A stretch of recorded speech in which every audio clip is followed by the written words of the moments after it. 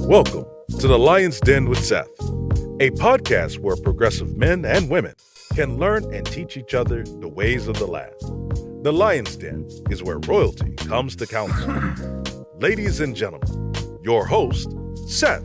Hey, everybody. How you doing? Another episode of The Lion's Den. I'm your host, Seth, and today we have a new guest. Will, how you feeling? Feeling good. Good. So, give you guys a little background about Will. He will be what would we call it, a narrator or...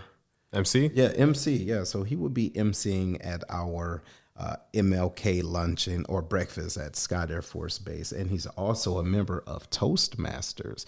And I can give you more information about that if you would like that later on in the episode. However, we're going to be speaking on not just MLK living the dream. Are we living the dream or are we faking it till we make it? But also his views on the legacy of MLK. So first of all, again, thank you for coming on the show. Thank you for having me. And welcome to the Lion's Den. But what are your views as far as being chosen to speak and being, at the breakfast and speaking on, in front of that many people? What's your views about that? I feel very privileged to have that opportunity to do that because I know the impact that his legacy has, just like you were talking about. And just listening to and just seeing the impact that, like just learning about him in school and things like that, and how he was such a prominent part in the education of even just teaching the general knowledge of history and how his impact on society was. And going into the speech, like trying to even get the part, I was told by another mentor of mine to listen to the I Have a Dream speech, to listen to the whole thing and try to just listen to that and make sure that you, I guess, comprehend really what he's trying to accomplish and go into the audition with that. Okay. All right. That's what I did. All right. Good. And you did well. So I guess my question is, what stood out to you when you listened to the speech? What stood out to you personally when you heard that? I would say the way he resonated with his audience. And I remember that it panned to the audience. There's a lot of people out there. Yes. And I truly felt that he meant everything he said. Yeah. And that's about it. That's about as far as I know. Okay. So if you don't mind me asking, how old are you? 21. All right, 21. So how much of what you read, okay, from the speech or what you heard from the speech, even in being picked to, participate in the breakfast, what have you seen in your 21 years that emulates what Martin Luther King spoke about? Can you say that? Like, what do you think? What do you see today that speaks volumes to what he was trying to come across? To all those people. What do you think has been most, been an impact for you? Like, do you recognize equality? Right? Do you see that in what you do in your day-to-day life? Do you see it on the outside in society, or do you see a larger gap? What do you see? Do you think that we're closer to what he was talking about in his dream, or a lack thereof? What do you see? So from my perception, I think that we have, as a country, we have gotten a lot better, but there's still things that we need to work on, obviously. Actually, I was talking to my mom when she visited here like about a month ago. She was born in 1959. Okay. And we were eating dinner, and I was just asking her questions about what life was like growing up in, the 60s, 70s, 80s. And I asked her a question like, well, the 60s was a time where Martin Luther King was around. So I asked her about Martin Luther King. And her parents would try to like hide her from the things that were going on in that everything that he was trying to do. Mm-hmm. And then when the day he was announced that he was shot, her grandfather had a negative response to it, he was pretty much saying that. Trying to think. Pretty much, her grandfather it was a negative thing to say, like in this time, Okay, got it. He said bad thing about him when he got shot. All right, so this we're going to do for the individuals that don't know Will and his background. Let's state what's your nationality? I'm half Chinese, half Caucasian. Okay, so who was it in your your father or your grandfather? Was it the Caucasian side or is it Chinese side? Who was? So my mother's grandfather, she Caucasian. Okay, so he was the one that was saying the negative things. Mm-hmm. Okay, got it. However, my grandfather, my mother's father, was pretty much telling him to just shut up. Why are you saying that? So it was kind of cool to hear that, how even when it was like in the cut, essentially, like it was people were opposed to the negativity that was being out there. That's right. Okay. All right. So now, and we have a question that came up from Lee. How you feeling? He asks, is there anything from the speech that you can apply to your life?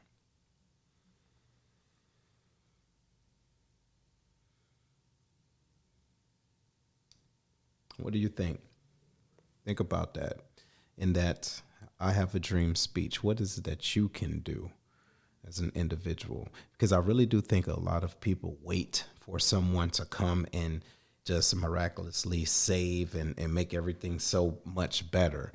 But I personally think that it is a individual responsibility. So what do you think you can do, as an individual that can help make either the individuals that you surround yourself with or your workspace or anything better?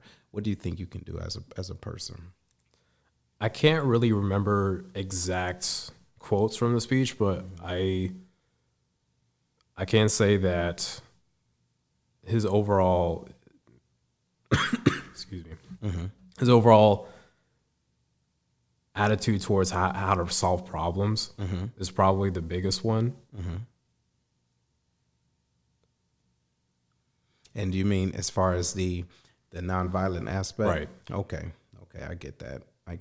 And so, yeah, of course, because there's other ways to solve those problems. However, do you think that that's always the case? Do you think that, do you believe in the turn the other cheek? Are you familiar with that term?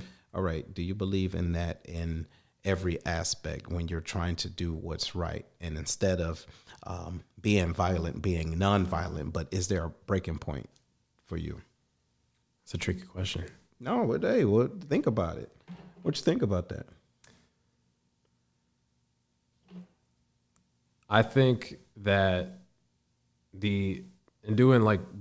trying to problem solve, I think your first step should always try to be non-violent. Okay.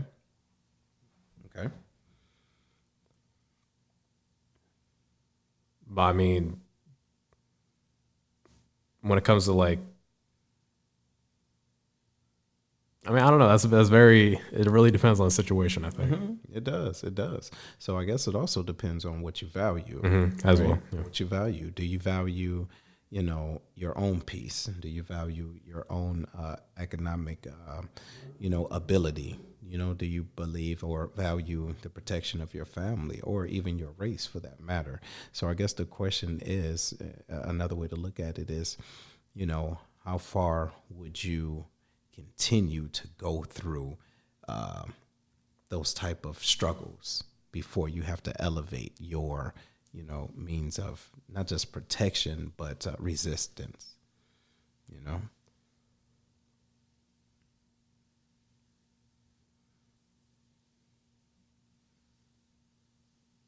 Yeah, it's deep.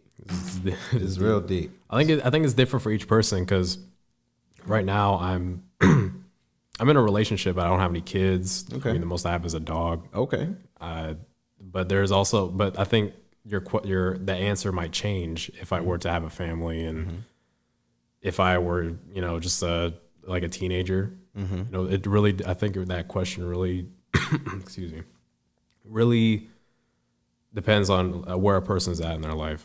All right. Well, since you're 21 and you're closest to your teenage years than, being an adult, what did you witness in high school? Like, did you witness any type of adverse, I guess, actions when it came into high school, people treating you different based off of you, the way you looked, or not knowing if you was white, black, mixed, or Chinese, or whatever, Hispanic, because like I really didn't know until you told me. I'm like, oh, okay, all right, I can see that. But did you ever deal with that in high school? And if you did, how did you deal with it?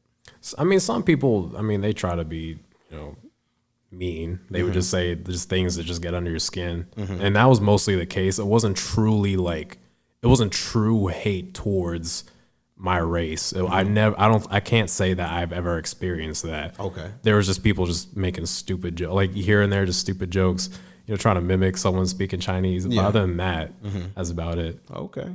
All right. Well, yeah, well, that's not bad. Well, I guess now the question is, have you ever seen either then or now a person be picked on or treated differently than you based off of what they look like? Yes. So, but more so it's just me hearing stories and I would ask my friends, because in my friend group, 3 of them are half black and one of them is 32. And I would just ask, because we would make jokes to each other pretty much, just dudes being dudes, just back and forth jokes. And I would truly ask, like, what experience have you had in your life where you've dealt with, because of the way you looked like you got treated different? And they're telling me a situation where he was like at a gas station just filling up him and his friend were at a gas station just filling up like a motorcycle, and all of a sudden a bunch of cop cars came in with rifles pointed at them, get on the ground, and he thought he was gonna die. And where was this? This was in, I think he said Florida, but I'm not sure. But I just remember hearing that. And then my girlfriend, she's half Hispanic, and her first language was Spanish. I guess that's her background. And she would tell me all the time that anytime she would go shopping, her family would get followed around the store. Really? And other than that, I think that's all I've really heard as far as personal experiences where I've known the person. Okay. Well, listen, ladies and gentlemen, I want to ask you all a question, and you can chime in. You can either comment on the live or you can call in. So the most famous speech, obviously, MLK, right? I have a dream. Did it really encompass the total of what he stood for? And what was his real message? And why is it deemed such a threat to poor, black, and whites to gain economic equality? So y'all can call in if you want, or you can just give your comments here and I'll read it live on air. The number is 618-792-6747. So let me see, because you haven't really been out to experience, injustice, just assuming to a higher degree or the degree of Martin Luther King. But I guess the question would be, do you think that there is a perceived unfairness when it comes down to economics in different communities? And why do you think so? When it comes to economics, as far as access to wealth or even education, right? Why do you think that is still an issue today? Are you saying my perception of it? Or do you think it's an issue? Like, do you think that we all, or individuals in high school age, even college, do you think that there's a level playing field as far as access to education or to wealth? From what, excuse me, from what I've seen and the people that I've known, I think so. But again, that's from what I've seen. Okay. My knowledge of the subject. I don't think I've ever really seen a situation where that hasn't been the case. So what do you think about what you see on TV in different rural areas where people are, not necessarily, I wouldn't say uneducated, but, the poor, rundown areas? Do you think that it was, or do you think that it's a choice for that to be that way, or do you think that it was by design? Like, what are your thoughts? Because you have to understand that there's different stages, right? So you have the low living class, the middle class, the upper class, or the middle upper. It's all different types of stuff as far as how much money is in the household. But the individuals that live below the poverty line, do you think that that is a choice, or do you think that is by design? By design. So when you say by design, do you mean someone wants it to be that way? Yeah. What do you think? Do you think that the powers that be, or individuals that make rules, or even in certain cases laws, want there to be a division as far as the haves and the have-nots based off of either economics or even race? Do you think that that is still an issue? And if so, why do you think that's the case? I mean, I'll say if it is if it is something that happens, I mean, I wouldn't really be surprised about it, because how politics work, I mean, it is something that, I mean, it seems evil. It seems really evil to do something like that. But I don't know. I feel like I don't know much about that subject to speak on it. So after today, what do you think? What do you think about getting smart on that, to understand not just where you are, right, as an individual, but the I guess the part that you play in this system? Like, have you ever thought about further educating yourself on not just what Dr. King spoke on in the past, but actually how affected we are even today economically? For example, I have some numbers here, and this is just to generate further research for you if you're interested. So, and this is based off statistics, ladies and gentlemen, for 2016, right? The average household for Eastern Indians in the United States is $128,000. All right. East Asian families, $85,000. All right. Caucasians, $67,000. And it breaks down. But last on the list is African American for $30,000. Okay. Now, with that being said, why do you think that is that way? Do you think it's by design, or do you think it's just a lack of people wanting more out of life? Or is there something, like I said, by design, something that it has been placed in a way for individuals to gain access to that? I think it might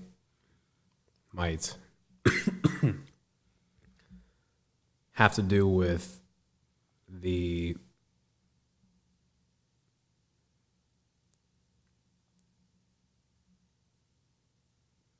maybe the people surrounding an individual, because I know that, because again, I can't really say too. I feel like I can't say too much because I'm not in that environment. Oh no, I haven't been get it. around that environment. But speaking for myself, it really all depended on the people that were around me. I understand. So like my mom, she'd always encourage me to, she'd always encourage me to absolutely do my best in school because it would lead to these opportunities later down in life. And growing up, I didn't have, the most money. And also that gave me more drive to try to get out of that situation as well. Absolutely. So, but I could see on the flip side of that, if I just had people saying, constantly growing up, like if it's not going to get better than this, all you're going to do is this. I can see that, but I mean, I don't even know if that's happening. So, Got it. but from my point of view, I think it depends on the individual and then the people surrounding the individual. There you go. Okay. So with that being said, would you believe that the individuals that surrounding you are helping you to become a better person? Absolutely. Okay. What do you mean by that? Give me an example. So, for instance, in high school, I surrounded myself with people that they weren't the best people to hang out with. Okay. Like, I would always strive to hang out with, the quote unquote popular kids, right? Okay. In high school. And those people, they were cool, but they weren't really good friends, if that makes sense. Okay. I'll go more into that. Like they would like during school, they'd always say like, oh yeah, we could hang out, we could do this and that. And then, like after school was completely different. Like it was cut off, but when we're there in person, they're totally cool. But, when away, they don't even really pay attention to you until they need something from you. Yeah, I understand. When I joined the military, I found out that there are people out there that are truly good people. They want to help you. They encourage you. They challenge you to be better. And that's kind of like my friend group. Is we all when we were living together, we would all go to the gym together and try to see who the strongest one is, and we would all go. When we study for the test, we all see who could get the best. We'd all help each other study. And that's where I learned that really the people that you surround yourself with are really they can either help you or they can just drag you down. And I think my friend was saying something like you could judge a person by the top 5 people to hang out with or something like that. And that's totally true. And if a person is dragging me down, I don't want you in my life. All right. That's good. And unfortunately, I kind of had to do that to one of my friends because all they would do is just, call me if they needed anything or, and just hang up. They want to call me to see how I'm doing like they used to. That's right. And I'll ask these questions and they're not really getting it. So, it sucks. I don't know. I don't know what to say about that. No, I get you. All right. Well, listen, we're going to take a pause for the cause. And when we come back, we're going to talk a little bit about what a mentor looks like to you as an individual, as you're coming up in your career and just growing, what that means to you. All right. And ladies and gentlemen, we will be right back. Like what you hear so far? Make sure you never miss a show by clicking the subscribe button now. The Lion's Den podcast is made possible by listeners like you. Thank you for your support. Now, back to the show.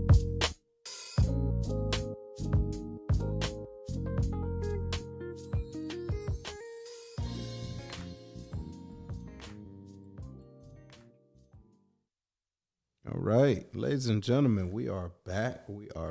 And I'm here again with Will. Welcome again. Appreciate it. And so we're going to switch lanes for a minute. And everybody that's listening on live, we appreciate y'all.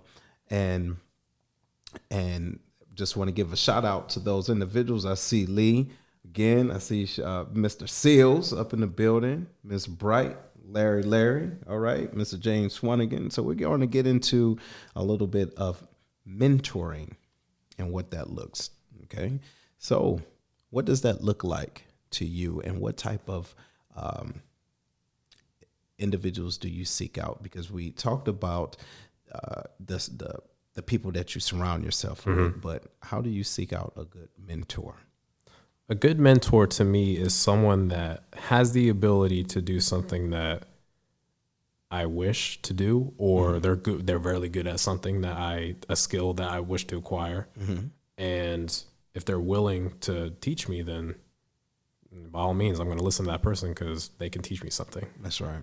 And what made me want to be under your wing was when we were at FTech, and the way the energy that you had to get the attention of a crowd, especially when there was a wing all call. Oh, hold on. The FTAG. Let everybody know what that stands for. Yeah. It's a first term Airman Center. Yeah.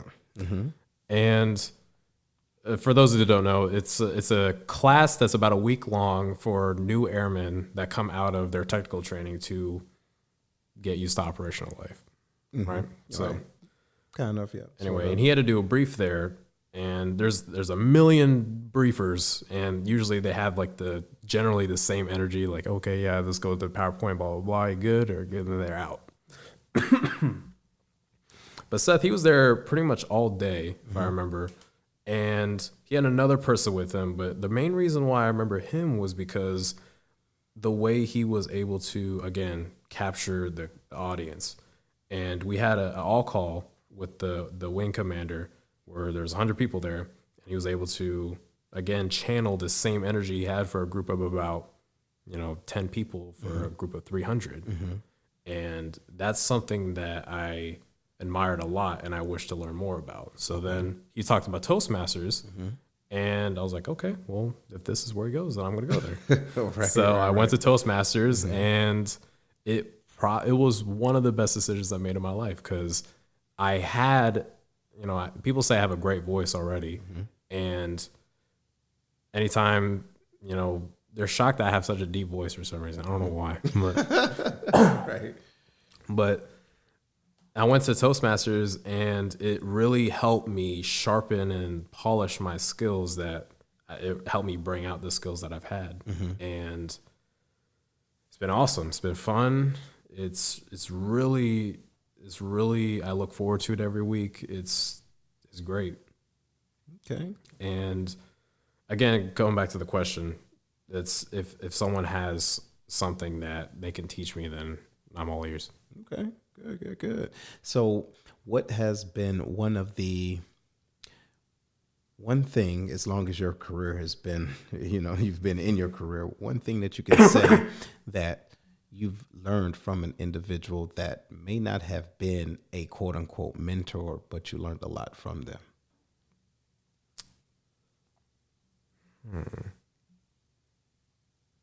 Because not every mentor looks like a mentor. Right. It might be someone that just get on your damn nerves. You're like, wait a minute, I can learn something from this. Would a situation be like learn what not to do? Yeah. Oh, yeah, essentially. Military's full of that. Yeah.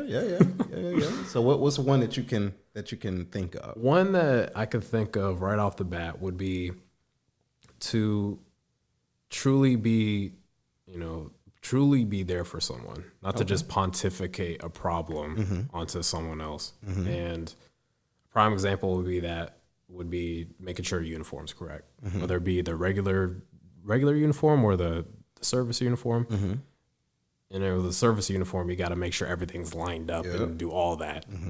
And there's a simple thing, which is one time we had a change of command where a commander was coming in to replace another one. And this guy kept freaking sniping people out on their uniforms. He's like, hey, what do you see wrong with that guy's uniform? What do you see wrong with that guy's uniform? And he would call out every single thing wrong with everyone's uniform. But the one thing he never did was go up to the individual and be like, hey, this thing's, you mind if I help you? That's right. He never did that. And it shocked me because in basic training and in technical training, they always teach you like, hey, be a wingman, do this and that. And he's not doing that. And it took me back. And then he tried to correct me on something wrong with my tie. Like, you can't have a dimple in the tie. And he kept saying, "Hey, you got to do it." And then the group commander comes in with a dimple in his tie, but he doesn't say anything to him. I'm like, what is this guy's problem? So anyway, I look at the regulation of dress and appearance, and I see nothing about it. And I go up to the guy and I'm like, come on, man. Like, there's nothing about it. Why are you doing this? And he's like, oh, you corrected me. But at the end of the day, if you're going to pick and, prod at someone of their, even the simple, something as simple as their uniform to, a problem that you can help them with, then why aren't you helping them? Right. So, I mean, that's one thing. Okay. All right. So here's another question. Sure. What type of mentor or leader would you like to be? Because you've only been in for how long? 2 years is going to be in next month. 2 years. Okay, good. Congratulations. So what type of leader do you strive to be? I want to be one that's effective, efficient, and covers all aspects of being a leader. So I know that some people are very business. Hey, I got to get this by 4:30, right at the end of the day. They got to make sure everything's correct with your uniform. Got to make sure you show up to this location at this time, and no extensions on due dates and things like that. I mean, there's them. But then there's also the flip side of that, which would be also taking care of the people that are under the uniform. And that's something that, at least from my perception, that I don't really see a lot of that. I mean, there's some, like they might, dibble dabble on that, but it's not really, sometimes it feels forced. And that's not something that I don't want to be. I want to be effective in the sense that, sure, I want to get work done, but also I want to make sure that the person that's doing the work is also taken care of. Right. In all aspects. So whether it be, they need to get in shape, well, I love the gym. Come with me. If they need help, doing work, I'll spare, 30 minutes and help them do what they got to do. I want to be able to know that, or I want to be able to show that I know what I'm talking about, but also that, I'm here for you. Absolutely. And some people say, yeah, if you need anything, just give me a call, and then you call and they don't answer. So I mean, I don't want to be that guy. Wait, so people tell you call if you need something and they don't answer the phone? Yeah. Yeah, that's stupid. But I think some people do it just for the sake of saying it. Yeah, exactly. They just say, well, yeah, I have what you call it, open door policy, with the door always closed, right? Or if they do have that open door policy and it's open, quote unquote, you just don't feel like this is a person I really want to talk to, So I encourage you to be that person that people want to talk to, because you may have some valuable information, but if you can't connect with them, then what's the whole point? Right. Yeah. Well, that makes sense. Well, look, I want to thank you though for coming on the show, and I'm gonna hold you accountable as long as I'm around. The leader and the person that you want to be, I'm gonna make sure that that you do emulate that. You know that, right? I mean, seriously, I'm gonna check on you, right? Okay. Good. And so, ladies and gentlemen, I want to thank you guys for listening and watching there. That's on Facebook on this episode of The Lion's Den. So those of you that are still listening, I want to close out with back in the same vein of where we started with MLK. I encourage you to think about the dream that he spoke about, and also, I encourage you to wake up and understand where you play in that dream today. And so before we close this out officially, there was a young lady that I had the pleasure of listening to at the as an audition. And she will also be singing at the Breakfast Tuesday, I believe. And she had a magnificent voice, and her name is Serenity. And I would like to close out with the song that she sang. And until then, you guys make sure that you have a great holiday, and let it be a day on, not a day off. And thank you. See you next week. Why should I feel discouraged? And why should the shadows come? Why should my heart feel lonely and long for heavenly home when Jesus is my portion, a constant friend is he. His eye is on the sparrow, and I know he watches me. I sing because I'm happy, and I sing because I'm free. His eyes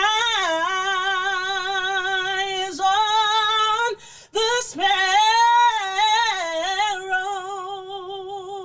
and I know he watches me.